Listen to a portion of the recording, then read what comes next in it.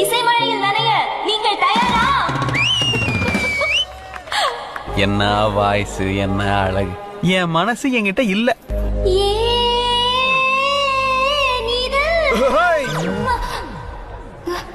என்ன குளிர் ஜோரமா? சாரி, ஏன் இப்படி சொதப்புறீங்க? கரெக்டா வாசிங்க. ஓ, அதான பார்த்தேன். அங்க ஏதோ பிரச்சனை. Okay okay.